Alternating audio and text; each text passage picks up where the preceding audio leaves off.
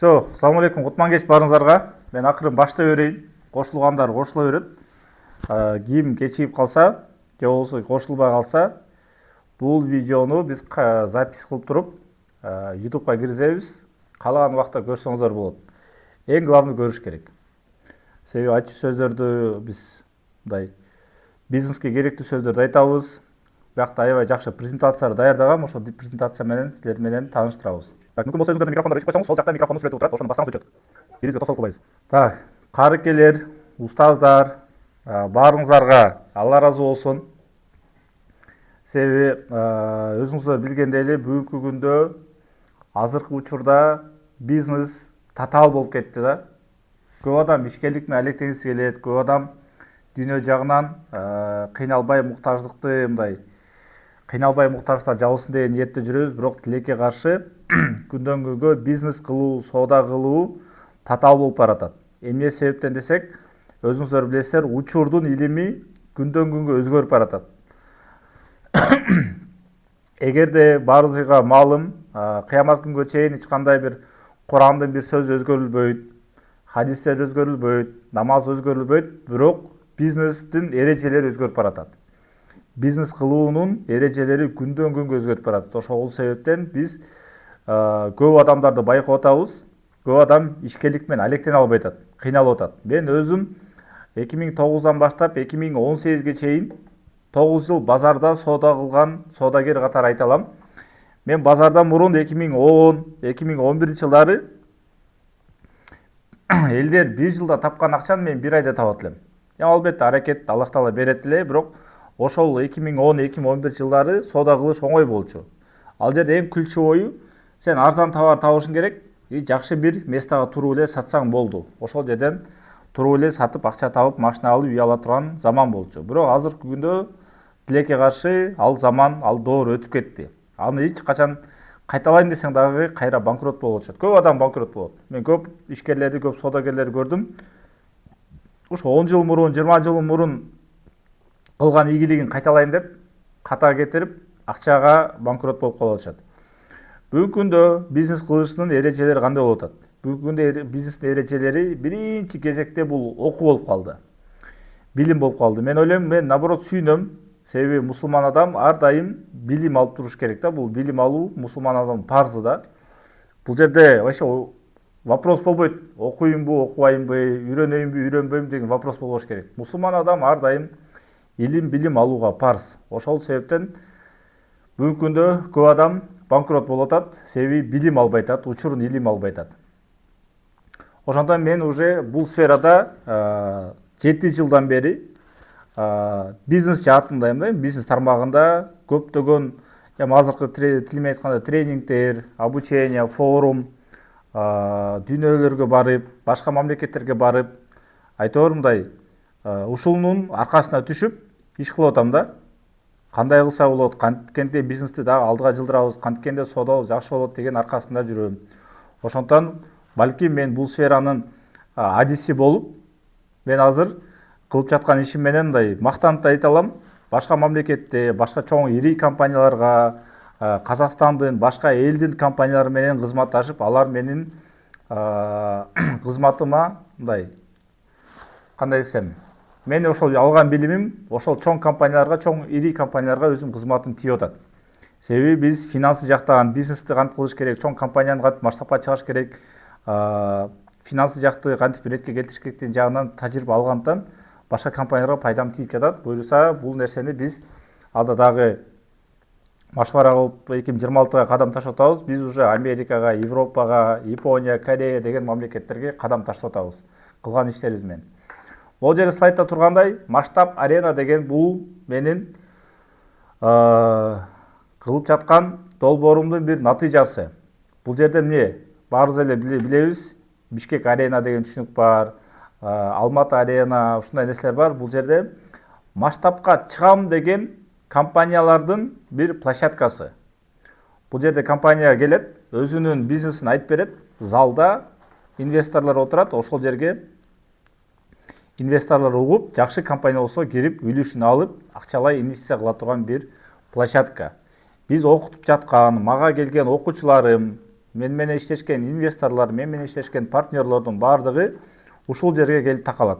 Баягы неме бар го, сөзүн токота жер айтчы, кийин аягында эмне болот дегенде, аягында мыкты, жакшы өзүн көрсөтө алган, результатты кылган, биз берген тапшырмаларды аткара алган ишкерлерди, бизнестерди ушул жака чакырабыз. Подряд баарын чакырбайбыз. Только ошо биз берген тапшырмаларды, биз берген сунуштарды, биз берген заданияларды аткара турган болсо, сөзсүз түрдө ошол компанияда, ошол бизнесте результат болот. Себеби буну биз практикада көргөнбүз. Кече жакында эле Бишкекте бир чакан бир жолугушуу болду. Бишкекте жашагандар болсо билесиздер, баягы Глобус чоң гипермаркеттин астында гриль деген гриль саткан мекемелер бар. Ошол крупный оптовик да, ошол байке айтат: Данияр, сага келгенде мен минуста элем, банкрот элек, азыркы 3 айдыкын показатель карасам дейт, уже бүт карыздардан кутулуп, баягы подреалдардан кутулуп, азыркы учурда дейт 3 айдын ичинде эле $51,000 наличий товарым бар экен дейт. Демек, сага келгендин пайдасы бар экен. Мен башында мындай, адам ушундай да, бир ишенбейт, бирок келип акчасын төлөгөндөн кийин жоопкерчилик пайда болот, андан кийин келип туруп заданиялар аткарып баштайт. Азыркы күндө ошол байкеде ушундай бир чакан результат болуптур. Ушундай окуучулардын результаттары аябай көп. Биз эми болгону не болуп атабыз? Ортодо бир аз себепкер болуп, түрткү болуп, алдыга чыкканга жардам берип атабыз. Бул презентация могу экрандагы түргөн сүрөттү кыскача айтып кетейин. Бул биздин мындай айтканда, сиздер баары медресеңизде окуганда билесиздер да, биздин медресебиз деп коеюнчу. Бул эми бизнес же масштабка чыгам деген компаниялардын бир площадкасы, бизнестин площадкасы. Бул жерге бизде окуп чыккан, биздин окуучуларыбыз, биздин кардарларыбыз, биз берген тапшырмаларды туура аткарып, жыйынтык кылган адамдарды бул жерге чакырабыз. Бул 3 айда бир болуучу иш-чарабыз. Ар бир 3 айда бир боло турган иш-чарабыз. Ошол жерге ишкерлер келет. Бир аз убакыт беребиз, өзүнүн бизнесин долбоорун айтып берет. Залда ишкерлер, ар кайсы сферадагы инвесторлор келип отурат. Ошолор менен инвестиция алууга мүмкүнчүлүк түзүп беребиз. Бунун баардыгы уже биз практика жүзүндө кылганбыз. Мен лично кылгам. Ошонун баардыгын эми азыр Казакстанда, Россияда, Кыргызстанда ушундай площадкаларды түзүп жатабыз. Мен баштаган долбоор школа инвесторов. Бул эми орусча барыңыздар билсеңиз керек. Школа деген бул мектеп. Инвестор деген бул эмне? Инвесторлордун мектеби. Академия эмес, башка бир университет эмес, школа. Школа деген баарыбыз билебиз, базовый нерсени үйрөтөт да. Баягы 0 класста окуган, 1 класста окуганда билебиз, алифбе окуганбыз, тамга тааныганбыз, окушту үйрөнгөнбүз. Биздин деле максат ушул инвестиция жаатында. Инвесторлордун тажрыйбасынан алганда мектептеги базовый нерсени үйрөтүп берүү. Ушул базовый инструменттерди берсек, туура мындай жыйынтык болот. Ошондон менин баштаган долбоорумдун бири, баарыңыздар билесиздер, мисалы, баарыбыз эле билгендей, баягы школа бокса, школа не бар, школа шахматистов бар, школа актерство бар. Ошолордун баардыгын чогултуп келгенде, ар кайсы кесиптин бир мектеби бар экен. Бирок тилекке каршы азыркы күндө Орто Азияда, дүйнө жүзүндө алып келсек, именно инвесторлордун мектебин байкалган жокмун. Ошондон бул жаңы менин 7 жылдагы тажрыйбаны чогултуп келгенде ушул нерсеге такалып кылып атат. Эми караңыздар, ушул жерде могу формулада сүрөттө атайын ушундай баягы кооз кылып дизайн жасаганбыз. Баарыбыз эле мектепте химияны окуганбыз, таблица Менделеева деген нерсе бар. Ал таблица Менделееваны мен кепилдик берем, көбүбүз эле жаттаган эмеспиз. Бирок кээ бирлер бар, химияны жакшы жаттап, сууну, токту, энергияны баардык каяктан алат экен баарын билет.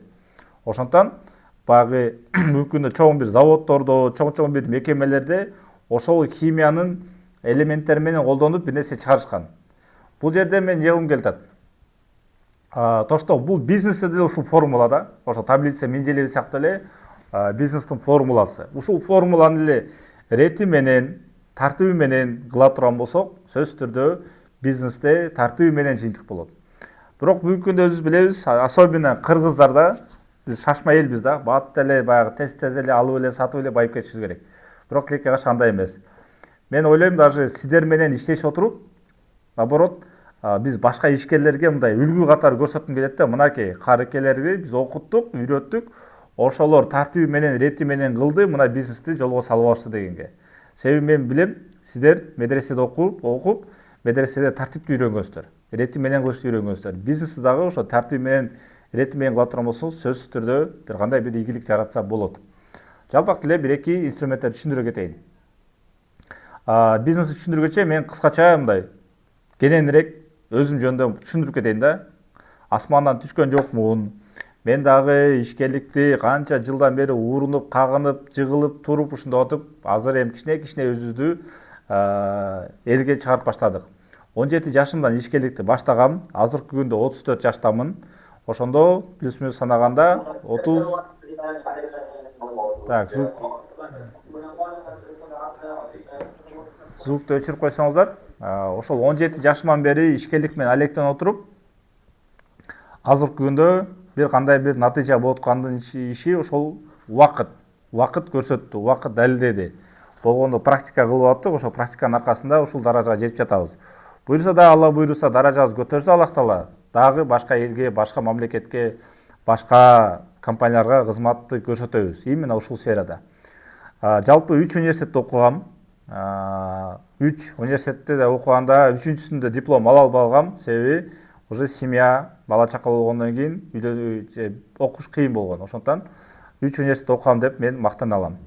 15тен ашык мамлекет кыдырдык. Дагы дүйнөнү кыдырабыз, Алла насип этсе. 30дан ашык бизнес проекттерди кылып көрдүм. Ашкана ачкам, мисалы автомойка ачкам. Ушундай бүт алдыма не бизнес бар, ошонун баарын ачып көрдүм. Тилекке каршы 95% баардыгы банкрот болду. 2012ден бери тренинг өтүп келем. Азыркы күндө жалпы 5000ден ашык адам окуучу менин сабактарыма келип катышыптыр. Ошолор менен баардыгы менен мындай махабат мамиледебиз, ортодо жылуулук мамиледебиз, бирибизге себепкер болуп жардам берип жүргөн учурлар. 20дан ашык компанияларга эле болсо бизнестерге инвестиция кылдым, дагы кылып келем. 100дөн ашык компанияларга кызмат көрсөтүп келдим. Это Кыргызстандагы Манас Аэропорт, Шератон, Новотель, Билайн жана башка деген ири компанияларга өзүмдүн ушул финансы жагынан, инвестиция жагынан аларга кызматын көрсөттүм. Эгерде сиздин араңыздарда мага окшош мигрант болсоңуздар, демек анда сиздин экөөбүздүн оюбуз, максатыбыз бир. Бүгүнкү күндө Кыргызстанда ар бир үй бүлөдө сөзсүз түрдө бир мигрант бар. Бир үй бүлөдө бир мигрант, талаада жүргөн мигрант бар. Мен да ошол мигранттын үй бүлөсүмүн. Бул жерде сүрөттө көргөндө мен 2 жашта болчумун. Канча бир жылдан кийин биз талаага үй бүлө менен мигрант болуп кеткенбиз. 91-жылы төрөлгөм, 27 августта Кыргызстан эгемендүүлүк алгандан баштап мен дагы ошол убакытта төрөлгөн экем. Эми караңыздар, могу жерде сүрөттө турганда мен цифраларды коюп койдум. 91ден баштап 2000-жылга чейин союз тараганда, мында улуу мундар жакшы билет, мен аны билбей калгам. Ата-энем айтып берчү, что союз убагында тараганда көп адам кыйналды. Ошондо көпчүлүгү соода менен алектенди. Ошол соода менен алектенгендердин баардыгы эмне дешти? Спекулянт деген сөзгө шылдыңдашты. Сен спекулянт болуп кетти. Спекулянт деген эмне? Алып сатар адам да, ошол спекулянт деген статус болду. 2000-жылдан баштап, 2010дон баштап эмне болду? Миграция күчөйдү. Элдин баардыгы миграция чыгып кетти. Анан баардыгы айылдагылар эмне деди? Бул баласын таштап кетти, аялын таштап кетти, күйөөсүн таштап кетти, ата-энесин таштап кетти деп миграция бир дүң болгон. Кайсы бир учурда адамдар кайра эле өздөрү миграцияга туш болду. То есть 91ден баштап 2000ге чейин спекулянт болсо, 5-10 жылдан кийин элдер кайра эле өздөрү спекулянтствага барышты, өздөрү эле соода кылышты. 2000-жылдан 2010га чейин миграция күчөйдү. Элде ошо айылдагылар айтты, бул деген талаа кетип калды, үйүн таштап. Кайра 2010дон баштап 2015ге чейин кайра эле баягы адамдар ким мигрант деген шылдыңдаганда да кайра эле өздөрү мигрант болду. 2010дон 2020га чейин бизнесте интернет пайда болду. Бул деген интернетте блогер болуп кетти, артист болуп кетти. Каяктагы эле бир камерага сүйлөп атат, мен аны сүйлөбөйм, элге чыгыштан корком деди. Убакыт өттү, карантинде эмне болду? Баардыгы өздөрү эле кайра камера, видеого тартып, онлайндан соода кылып, тиргелигин кылып баштады. Сен ачка калышты, нан табыш керек, бала чаканы багыш керек. Азыркы учурда 2020дан 2030га чейин бир топ направлениялар. Мисалы мага окшоп билим жаатынан акча тапкандар инфо-цыган дейт, аферист дейт, айтор оозуна келген сөздү сүйлөйт. Бул жерде албетте бар, ал жерде ал сөздүн чындыгы бар. Бирок ким чыныгында билим берип атат, ким чыныгында адамдарга кызматын көрсөтүп атат, ким кыла албай атат, аны убакыт көрсөтөт. Бирок бул дагы статистикага байланыштуу 2030-да кимде ким интернетке чыгып тиргилик кылып, нанын табып, соодасын кылып аткан болсо, 2030-да айла жоктон мажбур болуп өзү интернетке келет, себеби ачка калат, нан табыш керек. Бүгүнкү күндө нан уже онлайнда таба турган заман болуп калды. Ошондон бул убактылуу нерсе. Эгерде бирөө мага ушундай жаман сөз айтса, мен ага маани бербейм. Мен главный ниетим таза, Алла үчүн ишти кыла берем, болду. Алдыма чыккан ишти эле бүтүрүп кете берем. Ушундай доолор бар экен. Анан караңыздар, эң биринчи кадам, буну сиздер жакшы билесиздер, менден да жакшы билесиздер, жашоодо устаз кармаш керек. Устаз кармаш керек, бул бизнесте наставник деп коет. Мен биринчи кадамым 2012-жылы мен өзүм жеке наставник кармангам. Ушул мына сүрөттө турганы сол жакта Ишенбай Абдыразаков деген агайым болгон университетте. Бул профессор, көптөгөн ийгиликтер жараткан. Бул агайга сабактан тышкары мен 3 жыл бою агайдын кеңештерин угуп отуруп, ошол 2012-ден баштап эле чоң кадамдар таштап баштагам да, бизнесте, коомчулукта, китеп окуп баштагам жана башка. Менин бир ийгилигим, же болбосо мындай орусча айтканда моя победа, это то, что мен устаз кармандым. Бүгүнкү күндө үй бүлөгө тиешелүү бир устаз, динге тиешелүү бир устаз, бизнеске тиешелүү бир устаз, ушундай ар кайсы сферада устаздарды карманам. Сиздер дагы буйруса бизнес жаатында, акча жаатында, үй бүлө жаатында ушундай устаздарды кармасаңыз, сиздерде дагы менден 100 эсе ийгилик болот. Мына могу жерде сүрөттө көргөндөй, бүт эле азыр карап көрсөк, бизнес жаатындагы устаздар экен, дүйнө жаатында, башка мамлекетте, Кыргызстанда жана башка дегендей. Буйруса сиздерге дагы ушул кеңешти берет элем. Бизнес жаатында бир устаз карманыңыздар. Сөзсүз түрдө ошол түздөн түз ийгилик жаратканга жардам берет. Анан көбү сурайт, Данияр, сен өзүң эмне иш кыласың, кандай компаниялар менен иштешкесиң дегенде, ушул сүрөттө логотипте тургандай мага тиешелүү компаниялар. Кээ бирөөлөрүн мындай нолдон тургузганбыз, кээ бирөөлөрүн даяр болгондо ошол жака келип, мен өзүм кызматын көрсөтүп, финансы жаатында, система жаатында кызматын көрсөткөм. Бул жерде бир топ дагы калып кеткен компаниялар бар. Мен эстеген, мен билген компаниялардын сүрөттөрүн койгонбуз. Ушулар менен мен 13 жылдан бери иштешип, тажрыйба алып, азыркы учурда көптөгөн башка компанияларга кызматын көрсөтө алам. Себеби ушул компанияларда мен башында иштешкем. Эми караңыз, эмне себептен бизнести масштабка чыгарыш керек? Бүгүнкү күндө масштаб деген теманы силер менен баштагандан бизнести баштаган жараша дароо эле чоң максат менен башташ керек. Мындай арканы узун ташташ керек деген сөз бар го. Баягы биз ойлойбуз да, азыр мен мына немен стаканды алып көрөйүн дагы, ушуну сатып көрөм, ушундан пайда көрсөм дальше кетем, пайда көрбөсөм башка бизнес менен алектенем деп. Туура. Мен ойлойм, биринчи адамдын өзүнүн чоң максаты болуш керек. Андан кийин ошол максатка жараша бизнес тандаш керек. Көп биякта карыкелерин өткөндө биз анкета толтурганда байкадым, 70% көбүндө бизнес жок экен. Ошондо мен ойлойм, биринчи максатка жараша анан бизнес тандаса болот. Не обязательно бизнести тандап, ошол бизнестин масштабын чыгарам деп. Жок, биринчи масштабтуу бир цель болсун. Мисалы, балким 100 адамга кайрымдуулук кылам, же болбосо 100 адамды умрага алып барам деген бир максаттар бар да. Ошол максатка бизнести байласа болот. Ошондо анан туура чечим чыгарып, туура масштабка чыкчу компанияларды карайбыз. Бүгүнкү күндө көп акча ушул эки эле направленияда. Бул жерде биз атайын орусча кылдык, потому что бүгүнкү күндө биз интернетте көрүп жаткан маалымат 90% орусча болуп атат. Масс маркет деген бул жалпак тил менен түшүндүргөндө Кыргызстандагы Глобус, Азия, Народный, ушундай чоң дүкөндөр, булар массовый маркет, то есть любой сиздин товарыңыз любой адамга доступный, баасы да доступный, и любой адам ошол товарды колдонот. Ошондон эки категорияда. Экинчи категорияда премиум сегмент. Премиум сегмент дегенде мындай бизде кыргызча түшүндүрөйүн, жалпак тилде байлардын немеси, территориясы. Сапаттуу, пайда алып келе турган, көпкө иштеп бере турган буюм болсо, ал жакта дагы чоң акчалар бар. Бул эми баягы бриллианттар, кымбат баалуу машиналар, кымбат үйлөр, дагы эмне кымбат бир услугалар, мисалы финансисттин услугасы кымбат. Бухгалтер услугасы арзан. Ошондон мен финансист болом деген жолду тандагам. Мен бухгалтер жагын түшүнбөйм, бирок финанс жагынан жакшы түшүнөм. Ошондон бул сфераны тандагам. Бул жакта услугаң кымбат, ал жакта жөнөкөй компанияда тейлебейсиң. Ошондон мен ушул сфераларды тандап отуруп, ушундай эки жакка кеткем. Билим жааты, любойуна билим керек. Ал жактан көп адам бизге акча төлөйт. Премиум сегментте мен личный консультация кылам, ал жакка дагы адамдар менин кызматыма төлөп берет. Демек, бул сферадагы акча көп деген белги. Бүгүнкү күндө масштабка чыгуу оңой. Кимдин бизнеси бар, кимдин бизнеси жок, айырмасы жок. Бизнеси жокторго бул формула түздөн-түз керек. Бизнеси барларга то же самое. Буну просто ретимен эле кылыш керек болду. Ошондо силерге оңой болот. Биринчи кезекте сиз өзүңүздүн бизнесиңизде адиси болушуңуз керек. Мейли жайнама сатыңыз, мейли теспи сатыңыз, мейли Куран бир китеп сатыңыз, мейли бир диний бир китеп сатыңыз, айырмасы жок. Ошол товардын, ошол буюмдун пайдасын көбүрөөк билиш керек. Бүгүнкү күндө биз түз эле кардарга саткан уже жардам бербей калды. Эгерде биз пайдасын айта берсек, алты сыфаттын пайдасын айтып беребиз го. Дал эле ошондой бизнесте деле ошол эле инструмент. Вот эгерде сизде динден кабар көп болсо, даватка тез чыгып жүргөн болсоңуз, мен силерге окшошундай илимим жок, бирок мен не кылдым? Динден бир аз кабар алдым, ошол бүт диндеги даваттагы нерсени эле бияка бизнеске кошотом да. Алты сыфаттын негизинде даваттын тартиби боюнча, илим ала турган тартиптери боюнча эле бизнеске кошо турган болсоң оңой эле.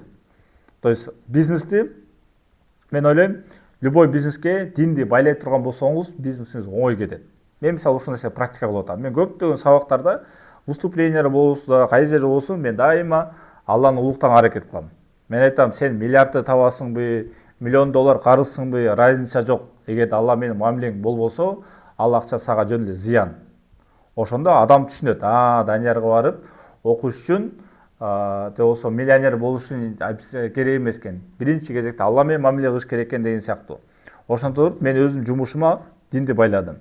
Ошондон могу биринчи категорияда эксперт. Мисалы мен эгерде могу стаканды сатып турган болсом, ушул стакандын сапатын билишим керек, производствосун билишим керек. Бул сынабы сынбай, ушун жакшы пайдасын эле айтып берсем, клиент ала берет. Экинчиси коммуникация. Бул орусча да, бирок кыргызча билебиз таанышуу. Англисче networking деген термин келет. Бирок бул жерде пайгамбарыбыз саллаллаху алейхи вассаламдын неси сүннөтү бар. Таанышуу бул сүннөт. Туурабы? Көбүңүздөр эгерде Алла жолуна чыгып жүргөн болсоңуздар, кечинде гашка чыкканда ушундай бар го. Урматтуу бир тууганым, таанышуу бул сүннөт экен, тааныша албайлы депчи. Бизнесте бул аябай күчтүү инструмент. Миллионер менен, миллиардер менен, жөнөкөй таксист менен, базардагы чай саткан эже менен таанышып отуруп, сиз бизнести алдыга жылдырып кетесиз. Үчүнчүсү, бул ключевой, бул бизнесмендердин инструменти деп ойлойм, чечимди бат чыгаруу. Азыркы күндө конкуренция именно чечимди бат чыгара турган ишкер болсо, ошол алдыга жылат. Көп адамдын бүт мүмкүнчүлүгү бар. Билим десең билими бар. Америкада окуп келген, тааныш десе таанышын түрү бар. Бирок тилекке каршы чечимди чыгара албагандыктан ал адам алдыга жыла албайт экен. Ушул 3 нерсени биз сунуштайбыз. 3 нерсени практика кылыш керек.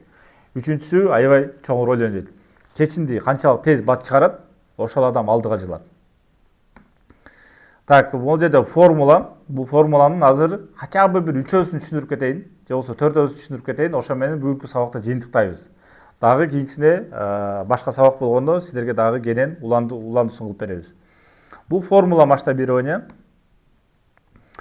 360 градуска өзгөртөт. Эгерде туура рети менен, тартиби менен кыла турган болсок. Эми караңыз, биринчи кезекте трафик деген бул инструмент да. Бул эми маркетингдеги бул термин. Биздин кыргызча жалпак тил менен айтканда, сиздин товарыңыз, сиздин сунушуңуз канча адам көрдү. Эгерде мисалы мен мондай бир микрофон сата турган болсом, мен ушул микрофондун пайдасын видеого тартып, Инстаграмга, ТикТокко, же болбосо базарда туруп болсо дагы, мен ушул товарымды канча адамга сунуштай алам. Канча адам менин сунушумду көрө алат. Ошондон сатуу көбөйөт. Эгерде 2 эле адам уга турган болсо, демек эч ким албайт. Эгерде 100 адам уга турган болсо, демек 100 адамдын 10 адамы сатып алат. Дал эле ошондой, эгерде биз онлайнда айта турган болсок, сиз туура тартип менен жакшы сунуш түшүнүктүү Сунуштууга бергенде кандай бериш керек? Айылда 80ге 90га чыккан биздин чоң апабыз, чоң атабыз түшүнө тургандай сунуш бериш керек. Эгерде үйүңүздөгү 5 жаштагы бала түшүнө тургандай сүйлөш керек. Бизнестин бир ключевой жагы ошондой. Эгерде сиз ошондой жалпак тилде өзүңүздүн бизнесиңизди, өзүңүздүн оюңузду түшүндүрө алсаңыз, демек сиздин бизнесиңиз алдыга кетет. А эгерде кыйын татаал буюрсаңыз, адам түшүнбөйт. Ошондон биринчи кезекте сиздин сунушуңуз канча адам көрөт. Интернет ала турган болсо 10 000, 20 000, 100 000 просмотр болот. Мисалы сиздер менен биз байланышка чыгыш үчүн өткөндө Карыке менен Кудурет Карыке менен видео тартканыбыз 50 000 просмотр болупту. 50 000 просмотрдун ичинен 500 номер келди. Сиздер келдиңиздер да. Демек биздин сунушубуз 50 000 адам түшүндү. Ошонун ичинен 500 адам номерин калтырып бизге келишти. Демек биз жалпак тилде түшүнүүгө аракет кылдык. Биздин сөзүбүз жөнөкөй адамдар түшүндү. Ошондон бизнестин ушул формуласын сөз түрдө маани бериңиз. Канча адам угуп жатат, канча адам көрүп жатат. Кийинкиси К1 деген первый лид, баягы сиздер номер калтырдыңыз го. Ошол инструмент мындай термин менен айтканда лид деп аталат. Бир номер, бир лид да. Канча адам номер калтырды, ошол адам менен кантип байланыштыңыз, сүйлөштүңүз. Телефон менен сиз алып туруп сүйлөшөсүз. Саламатсызбы, менин атым Ташмат. Сиз мага номер калтырган экенсиз. Сиз менен сүйлөшкөнгө убакыт барбы? Ошентип 10 адам менен, 20 адам менен, 100 адам менен сүйлөшөсүз. Ошол адамдарга маалымат бересиз. Бизнесиңиздин маалыматын бересиз. Товардын пока сатпайсыз, акчасын айтпайсыз, жөн эле баалуулугун жеткиресиз. Ушундай турат, сапаты мындай, производство мындай, кааласаңыз мындай кылсаңыз болот, кааласаңыз муну, кысасы кардарга сиздин товарыңыздын пайдасын түшүндүрүш керек. Кийинкиси лид оплата. Экинчи кезекте анан кийин адамдар акча төлөйт. Же болбосо сиз экинчи кезекте бир күндөн кийин же болбосо бир жумадан кийин байланышасыз. Урматтуу кардар, менин товарымды алганга даярсыңбы? Менде азыр скидка болуп жатат. Менде сунушум жакшы. 5 алсаң 6-сын белекке берем. 100 алсаң массаж кылып берем. 1000 алсаң бензин төлөп берем деген сыяктуу нерселер. Өткөндө бизге бир кардарлар келди. Кыргызстанда аябай чоң швейный цех бар экен. Ошолор айтат, эгерде бир кардар 1000 штук заказ берсе дейт, биз каргосын төлөп беребиз деген сунуш берди да. То есть это тоже выгодно. Кардарга выгодный сунуш берсеңиз, анан ала турган болуп калды бүгүнкү күндө. Выгода жок болсо, анда бүгүнкү күндө кардар выгодный жакты издейт. Ошондон биринчи трафик, экинчи конверсия 1 биз касание кылабыз. К2да биз уже адамдар менен продажа жөнүндө сүйлөшөбүз. Канчаны аласың, канча сом менен аласың, скидка керекпи, керек эмеспи деген сыяктуу. И төртүнчү бир инструмент, бул бирок татаал, бирок бул инструментти түшүнүү аябай зарыл да, маанилүү. LTV дейбиз. То есть бир клиент сизге бир жылда канча жолу кайталап келет. Жалпак тилден түшүндүрөйүн, баардыгыбыз телефондо интернет бар. Билайн, Ошка, Мегаком. Ай сайын биз интернетти түгөнсө, биз жаңылап турабыз. Биз демек мобильный операторга постоянный клиентпиз.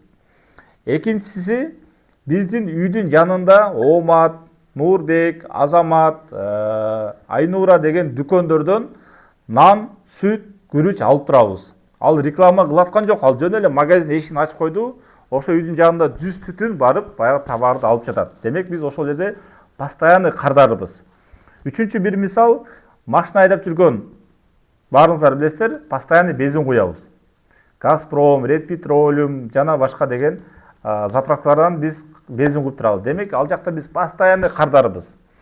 Эгерде сиздин бизнесиңизде товарды бир клиент дайыма келип алып тура турган болсо, ошол бизнести масштабка чыгарса болот. Ошол бизнесте акча бар. А эгерде бизнесте бир кардар сизге бир эле жолу алды, болду, өмүр бою келбей турган болсо, ошол бизнести масштабка чыгаруу кыйын. Ал бизнесте акча аз. Сиз дайыма жаңы кардар издеп атып чарчайсыз. Ошондон мисалы мына машина менен иштегендер көбүңүздөр билсеңиздер керек, бир машинаны сатасың, болду. Ал кардарды өмүр көрбөйсүң. Только оформление кылганда эле көрөсүң. Ал жер менин оюмча татаал да. Мисалы кийим, продуктовый магазин, кандай бир нерселер болсо, кардар кайра-кайра келип тура турган болсо, демек ал жерде акча бар. Филиалдар ачса болот, франшиза кылса болот, жана башка. Бул могу билим сферада дагы бир клиент кайра-кайра келет. Ошондо туруп биз азыр школа инвесторовду Москвага, Америкага, Кытайга, Малайзияга ошондой мамлекеттерге биз франшизаны сатып жатабыз.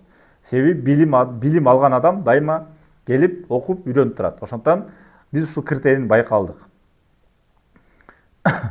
Примерно ушундай, урматтуу карыкелер. Азыр бир 3 мүнөттөн неме бүтөт. Ол немени бүтүрүп коюн. Презентацияны өчүрүп, буну скрин кылып сактап алыңыздар. Ушул жөнүндө дагы кенен сабактар кылам. Азыр могу бизде бир 2-3 мүнөт эле убакыт калды. Сиздер менен мындай бизнесин ушул тартуу менен эле кыла турган болсок, бизнеси барга дагы, бизнеси жокто дагы ушул эле формуланы колдонуш керек. Бул башка формула менин оюмча билбейм, мен көрө алган жокмун. Кылса болот, көп акча кетип калат, көп тура эмес каталар кетип калат, кыйналып калабыз. Просто рети менен кыла турган болсок, бизнесте башында айткандай эле тартуу менен кылсаң эле дальше уже Аллах Таала өзүнүн бир жолго салып бере турган, мындай оомат келе турган эшикти ачып берип коюшубуз керек да, биз даярдап беришибиз керек ошол нерсени. Анан баягы отуруп эле алма быш козмо түш десең, эч ким бүгүнкү күндө ал нерсени бербей калды. Ошондон урматтуу карыкелер, устаздар, илим жаатында, Куран жаатында мен эчтеке айта албайм. Анын баардыгын наоборот сиздерден үйрөнөбүз. Кантип туура шарият менен соода кылабыз, кантип шарият негизинде инвестиция алабыз, кантип шарият негизинде партнер болобуз. Бирок бүгүнкү күндө бизнести кантип кардарга сунуш беребиз, команданы кантип түзөбүз, зарплатаны кантип төлөйбүз, налогду кантип төлөйбүз деген суроолор болсо, ал жагында мен сиздерге кызматтамын. Биз мына эгерде ким Бишкекте болсо, 25 декабрда бизде оффлайн сабак болот. Эртең менен саат 9-дан баштап кечки 6-га чейин. Ушул темада дагы башка темалар бар. Финансы жаатында, финансы сабаттуулук деген тема бар го. Ошолор боюнча биз бир залда отуруп алып туруп, эртең менен кечке 80% практика кылып туруп анан жөнөтөбүз. Ошондон ким Бишкекте болсо, келиңиздер. Так, могу презентация боюнча түшүндүңүздөр, Пока ушул төртөөнү түшүнүп, ушуну майынын чыгарайлы, анан дайшы биз эшиктерди ачабыз. Пока бүгүнкү сабактын темасын, мындай презентациясын мен жыйынтыктайын. Ким түшүнбөй калса, азыр бул ушуну биз запись экрана кылдык. Bir жарым саат, 1 сааттан кийин монтаж кылып туруп, YouTube'га киргизебиз. Кайталап көрсөңүздөр болот. Ким кирбей калган болсо, сөзсүз түрдө көрүп, ушул формуланын төртөөсүн түшүнүп, практика кылсаңыз, мага жеңил болот, сиздер менен дайыш иштешкенге. Ким практика кылса, уже бизнесте процесстер көрөт дагы, ошол тилде сүйлөшөбүз да. Анан эгерде такыр эчтеке жок болсо, биз айткан сөздү түшүнбөсө, биз берген тапшырманы аткарбаса, анда баягы өзүңүздөр билгендей эле, Куранда деле жаттаганда, бир параны жатта, мынча сүрөнү жатта деген сөздөрдү эч ким жаттабаса, ал адам менен сүйлөшкөнгө неинтересно да. Ошондон биз бул сфераныкын дагы практикада көрдүк. Ким тапшырманы аткарат, ошол адам алдыга жылат.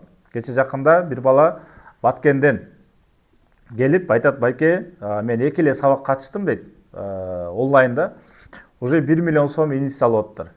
Эртең суббота күнү ошо инвестор менен жолугуш кылып берейин.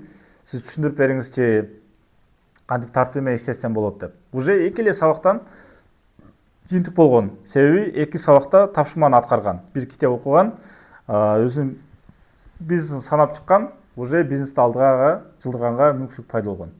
Ошондон сиздер менен мындай акырын рети менен биз иштейбиз, чтобы сиздер хотя бы бир адам биз айткан нерсени түшүнүп калса, бизнес алдыга жетип калса, мен миллиардермин да. Бул дүйнөдөгү миллиардермин, акыретте да миллиардермин. Бир адамга себепкер болуп калсак, хотя бы ошол туура рети менен бизнес кылышты үйрөтсөк, бул дүйнө акыретте дагы миллиардер болойлу. Биякта дагы дүйнө жактан дагы бай болойлу, акыретте дагы бай болойлу.